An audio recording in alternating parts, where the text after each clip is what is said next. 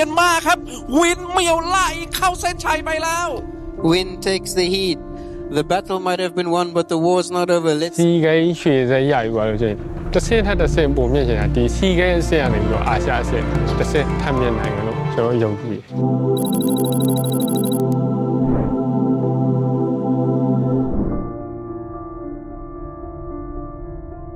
ဘလောက်ပဲကြီးနေပါစေကျွန်တော်တို့ရဲ့ကနူးလေယာပို့ပြီးတော့ကနူးကရက်လေယာနဲ့ပို့ခတ်တယ်ပေါ့လှီညိုင်ဖို့အတွက်ကအချိန်ပေးရတယ်အနည်းဆုံးကတော့တာမန်လူဆိုရင်တော့6လတစ်နှစ်အဲ့ဝန်းကျင်ပေးရတယ်စိတ်ရကြလားဆိုကြာအိမ်ပြန်ချင်လားဆိုရင်ပြန်ချင်ဒီနေ့စိတ်ရကြရင်မနှက်ဖန်ကြရင်တော့အဲ့ဒီစိတ်ရမရှိသေးရတော့ပြောမှဆိုရင်တော့လီလော်လို့ရှိရင်ဆုံးခန်းတိုင်အောင်လော်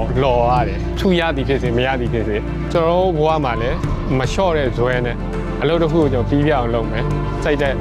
ခိုင်ထားမယ်အဲ့လိုမျိုးအဲ့ဒီအတွေးတွေကျွန်တော်တို့မှာရှိ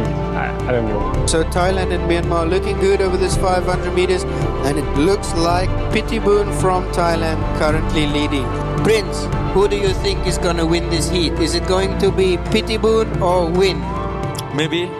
Thailand Pop, who's going to win? Thailand or Myanmar? Thailand So Thailand, okay. เมียนมาครับวินเหมียวไล่เข้าเส้นชัยไปแล้ว Win takes the heat. The battle might have been won, but the war's not over.